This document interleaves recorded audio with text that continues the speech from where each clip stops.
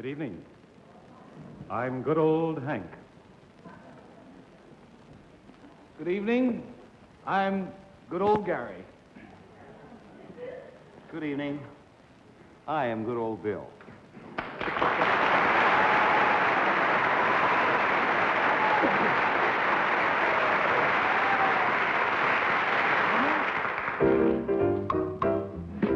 We belong to a mutual admiration society, my buddies and me. We belong to a mutual admiration society. You're just as nice as you can be. Why, Gary, you're twice as nice as me. No, Gary, you're thrice as nice as we. Oh, what a happy family. You're strong and handsome, brave and true. And that's not all, I'm modest too. You're really grand. I'd like to shake your hand, my buddies and me. We belong to a mutual admiration society. Your dancing is the greatest yet. You sang divinely at the Met. Your jokes are funny. Ha, ha, ha. So was your trip to Africa. Why, Bill, you're Pittsburgh's pride and joy. You're Baltimore's beloved boy. Now through the years, we'll make like musketeers, my buddies and me. Oh, we belong to a mutual admiration society. Why, you're solid when you play the drum. You always smile. You're never glum. And you know, your wife's a lovely, lovely girl, man. Oh, Gary, she's your greatest fan. Your great commercials stop the show. You're a genius. How'd you know? Sweet, friendly gents. Exchanging compliments, my buddies and me. Oh, we belong to a mutual admiration society, my buddies and me. My buddies and me. Ha, ha. My buddies and me. Oh, oh. My buddies and me.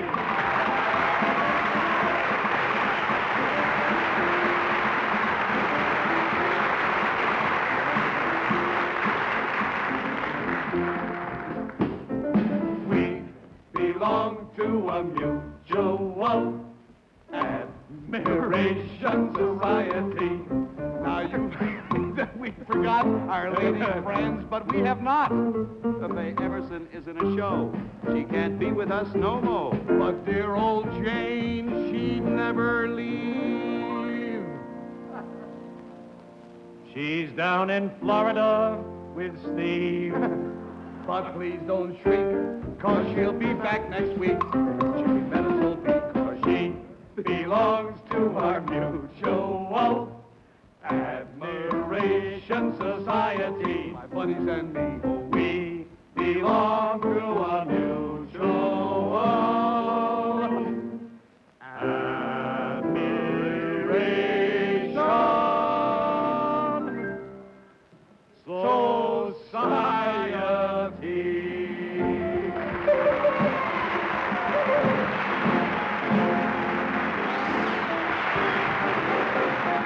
I've Got a Secret, starring Gary Moore.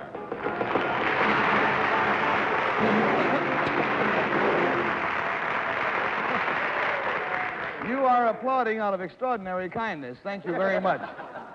I hope that we will deserve it before the evening is over. I will say this, that it appears now that we are not the only people who belong to a mutual admiration society.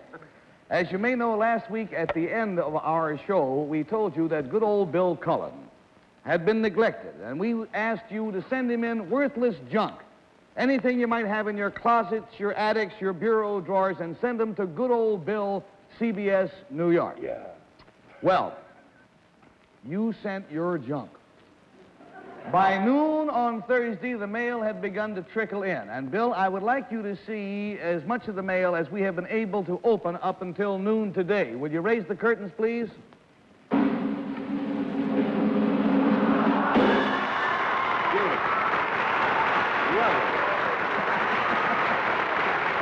Crazy? Beautiful?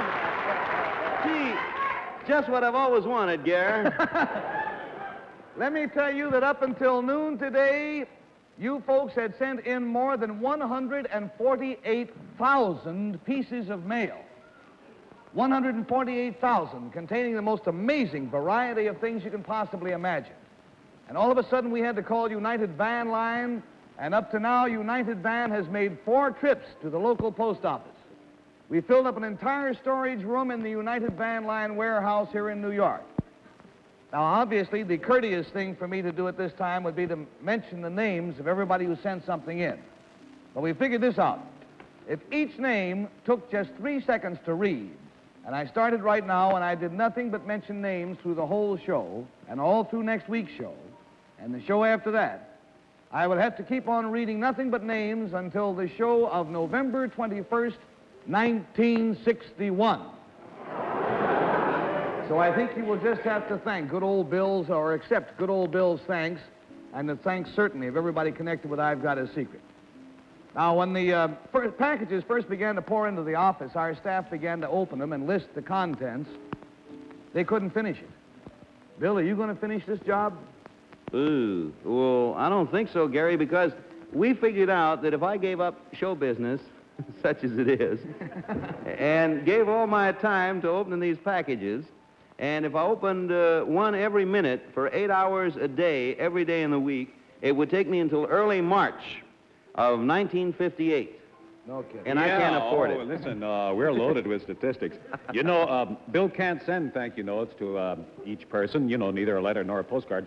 And we worked it out that if he hired a secretary and she wrote an envelope and a letter every 10 minutes, let's see, during an ordinary 8-hour working day, it would take her 12 and a half years, and it would cost Bill $36,000, paying her $1.50 an hour, which is nice.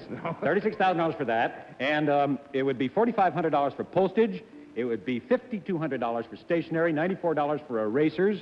Didn't we figure that out, too? Yeah. And $78.35 for typewriter ribbon. The grand total coming to $78,000, wasn't it? $45,874.35. And to show you the kind of thing that's happened, just a moment before we went on the air, I got a telegram here from a fellow by the name of Bob Reeves of Great Neck, New York. He says, Gary, I am in the middle of a bridge in one of the worst traffic tie-ups in history. My 30-foot truck trailer turned over, loaded with 4,000 Shell oil cans and 2 automobile bodies for Bill Cullen. They are scattered as far as you can see. Boy, what a mess. We'll go pick them up. Says we can't make it. Please tell Bill we operate New York's largest gas stations in Ridgewood. Let's go look at some stuff here, huh?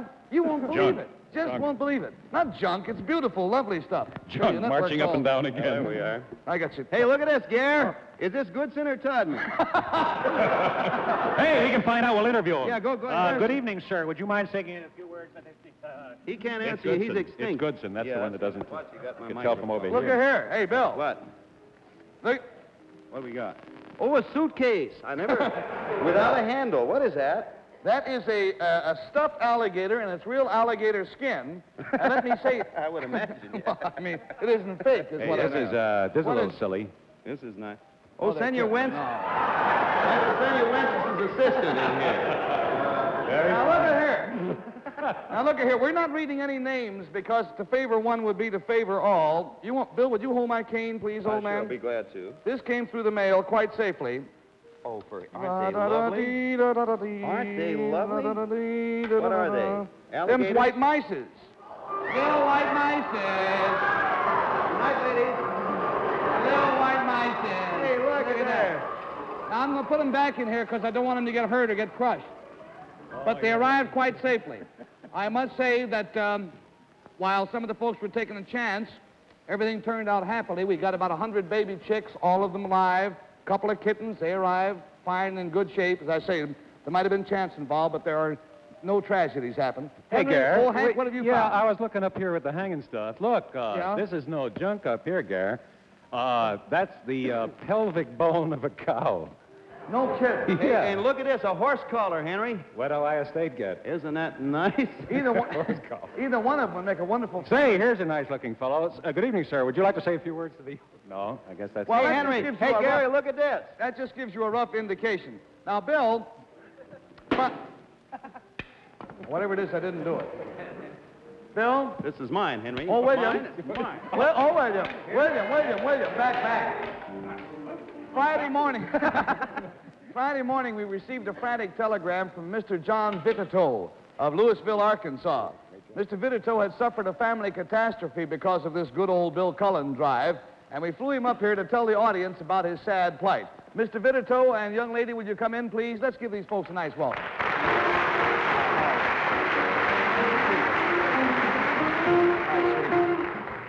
What is your name? Vicky Vitito. Vicky Vitito. Well, Mr. Vitito, what is this great tragedy that resulted in your family as a result of our drive? Well, after the program last Wednesday night, my daughter sent in the key to the hall closet. You mean the real hall closet? The real one, the only one. And it's somewhere in this pile of junk? I hope so. Is there anything of vital importance in your closet aside from the usual junk that most American families have? Well, this year we have the Christmas gifts in that closet. Oh, dear. So he wrote us a letter saying, please send the key back or else they couldn't have a Christmas or else they're going to have to take the door off the hinges. All I can tell you, Vicky, is that I will certainly give you and your father permission to roam at will. And if you can find a key, I wish you well. Check back with us from time to time, will you, Mr. Vitito and Vicky? Mr. Vitito, young Vicky Vitito, have you found the key as yet? No luck, no key. No luck, no key? Well, we're going to try to take care of that situation. Mr. Vitito, we want you to have a carton of our Winstons. That's not going to solve your problem. Vicky, we want you to have one of our I've Got a Secret games. And here is some money to cover the cost of repair when you have to take the door off your closet so that you can have a Christmas. Thank you very much. Mr. Vitito, you're a nice man. Nice to have met you. sir. Vicky, bye, sweetie. Merry Christmas.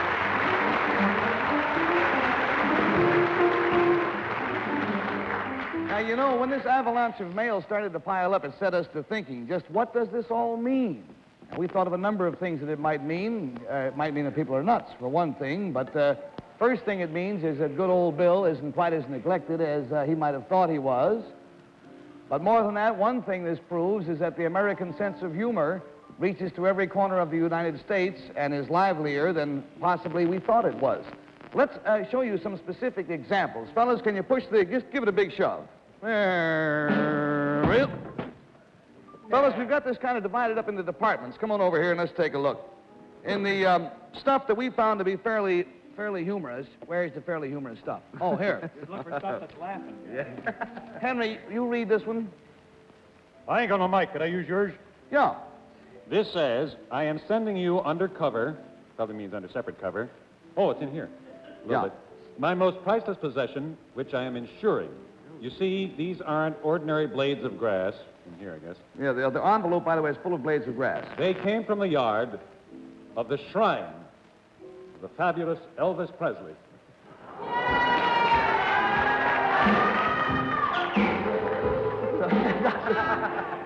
Shall we all throw up? Now let's go on to the next.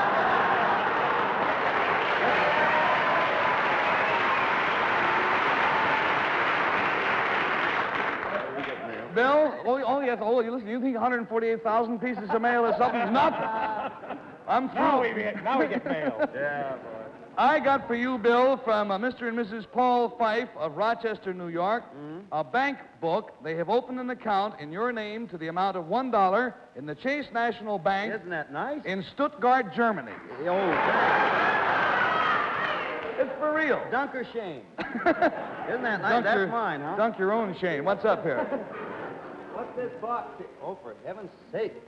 A leopard.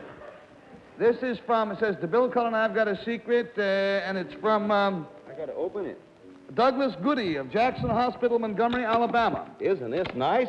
And there's a note with it here. It says, this is a homing pigeon. It is a prize breed, and I've been sending it away for years, and it keeps coming back. And we wanted to feel up. Well, Going home. going home. There it is, and he's off and gone. Remember, if you get the winning mark, you win the door prize. Well, that's all right. Well, this also, what's this? Look at here. Hold this, Gear. Yeah. This isn't fair. It says only to be opened by Henry Morgan in center of stage from the Dolphin Seafood Company. Dolphin Seafood Company. Good I old- like Open to seafood. be you, Henry, so go ahead. I like it. That. Well, I want to thank that seafood company. Well, now, let's get into what else this means. This also means that the American heart responds rather quickly and generously to the underdog. We all knew that good old Bill wasn't really a poor, neglected soul, but it does make you feel good to know that there are so many people who would respond in the same way to someone who really was an underdog. What do we have here, Bill? Well, it says a Mae West, but it sure don't look like her. It's one of those the things. radio transmitter. Yeah, if I ever get stuck in a boat when I'm in distress, I turn this crank. Well, that wasn't the thing of stuff I had in mind. I'm looking for the stuff I had in mind, but now I can't find it. Oh, here. Oh, you got more? Oh, Yeah. look at. Oh, there's the crank. There's the crank that's always writing to If me. I'm doing anything wrong, will somebody shout to me because I can't see any signal signs on time? Here is an Eisenhower jacket, and there was a letter that came with it. Will you read the letter, old Hank? I read Good pretty old good. Hank. Good old Yeah. Hank reads good. Give me Mike. Oh. This Eisenhower jacket was proudly worn by me during World War II. The shoulder patch and so forth and so on and so on and so on. It says, since Bill has been neglected and hasn't been anywhere, will he please accept this jacket that has been in Scotland, England, France, Belgium, Germany, Luxembourg, and Holland, ex-Staff Sergeant Theodore Lada. And from Forrest Evashevsky, the coach of the Big Ten champions of the State University of Iowa, Big Ten champs this year, to Bill. You are a champ with us. Hey, isn't that nice? A Big Ten. Gee whiz. I'll tell you what we're going to do. We're going to have, or Remington Rand actually has volunteered to come in and to catalog all this stuff, every last single item, and to then feed it to UNIVAC. And what results we'll get out of that, I don't know, but we'll tell you on a later program. One thing we did learn from this program is that the U.S. postal worker, and there are 500,000 of them, is a hard-working public servant, and that the postal system, in spite of the tremendous Christmas rush, can efficiently organize, collect, and deliver 148,000 pieces of mail with no address on them except good old Bill, CBS, New York City. Now, we've invited a number of postmen to sit in the audience, Bill, right down there. Now, I think it's fair not to thank them, just not for the billions of pieces of mail, the mail they've handled for us, but the billions of pieces of mail they handle all year. Rising ovation for the men in gray.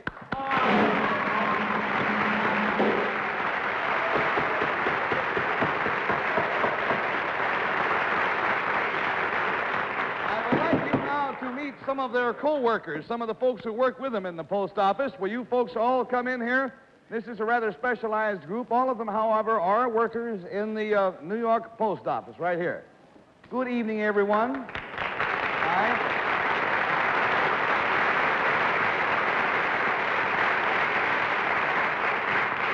Now, Bill, the postmaster of New York, is here, and he has something for you. And I would like to introduce our postmaster, Mr. Robert Schaefer. Where's Bob Schaefer? Bob? Hi, Bob. Good old Bob. Come on, Good old Bill. How do you do, good Bill? old postmaster? Good to see you. Good to see you, sir. Boy, Good old Bill, I'm I glad have to have something it. for you. Well, I'm glad. Right here. Yes, sir. Postage due, $30.17. May I have it for you? Well, you certainly may, sir. As a Will you postmaster... pay, or Mr. Goodson or Mr. Todman? Well, we know the latter is not only improbable but impossible. But postmaster, sir, you know that it is illegal to show actual government currency on the television. That's you know true. that. We're not allowed to So show real we're money. using the only thing we do is stage money here. I 30 get 5 of those, I 5 of think. those, yes. We give you those. And I want you to know, you see our producers of the show, they'll be very happy, sir. To exchange this for exchange real money. Real money. Thank you very much. And this is Right you actual are. postage due, Bill, about $30 worth. It is, and addressed to you, Bill, and I'll give it to you later. Thank Have you a very seat, much. Bob. Right you Have are. a seat. Well, now, we put an extra burden on the post office with this stunt of ours. We didn't dream how much of an extra burden it was going to be, so we wanted to do something in return. And I want you to know that there was not one complaint from the postman about this thing. In fact, we went down to the Grand Central Post Office in New York where these packages were being handled last night. And far from being sore, the guys were having a ball. They were all running around calling each other good old Mac, good old Sam, good old Joe.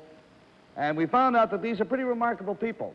In addition to handling all of the Christmas mail, they get thousands of letters addressed to Santa Claus, Post Office, New York. Mr. Schaefer, could you tell us what they do with those letters marked Santa Claus? Well, Gary, I'd say that was about the most heartwarming thing we do in the post office all year round. You get these letters addressed by children, Santa Claus, North Pole. Sure. And last year we got 8,000 of them. And from children whose fathers were out of work or for one reason or another expected an empty Christmas. And of those 8,000, I'm very proud of my people when I say that 6,000 were answered with the gift of a toy or something like that. And this was done by your own people. By our own people, by an allowance from the community chest into which they contribute of over $1,000. And that's one of the best things we do in the post office.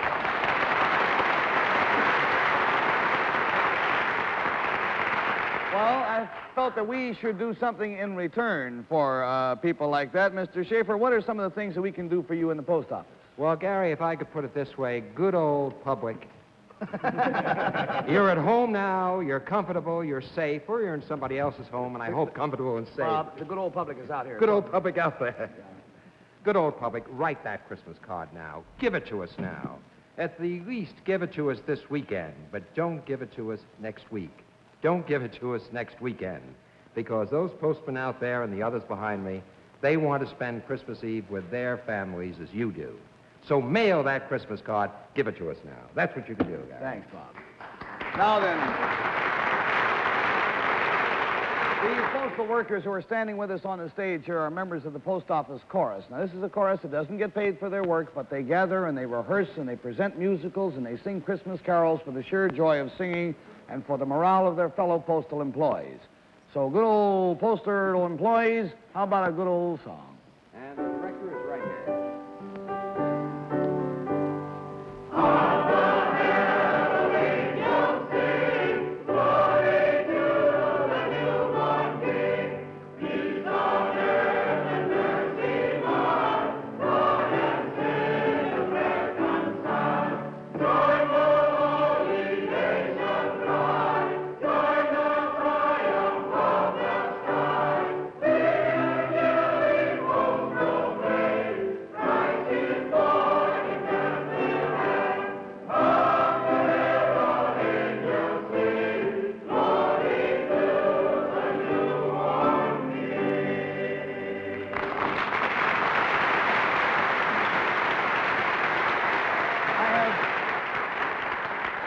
I have just one minute in which to say, Bill, and I'll take this over if you don't mind.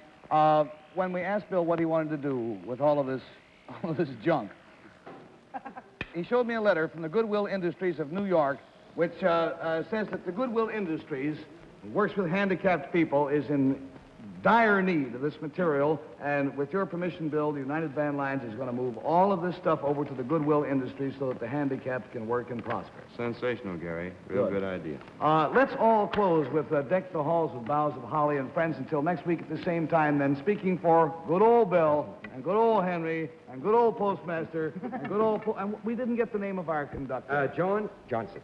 Mr. Johnson. That's And right. Good old Mr. Johnson. And Chairman Foy. All right, let's all do it, and just you fellas in the control room cut out any time you like. Here we go. Deck the halls, huh?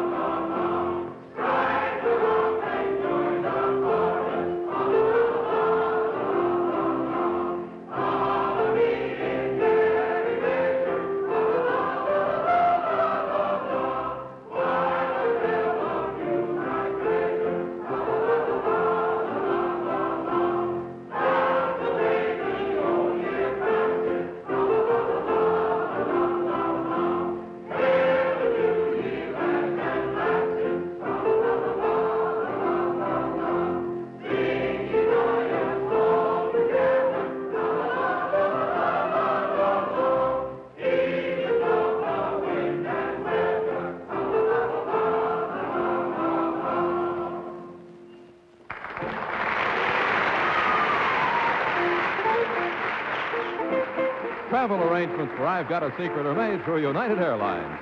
United Airlines flies our contestants in fast new DC-7 mainliners. This has been a Mark Goodson, Bill Todman production. Tonight's music is played by Norman Paris and his four-piece trio. This is John Cannon speaking.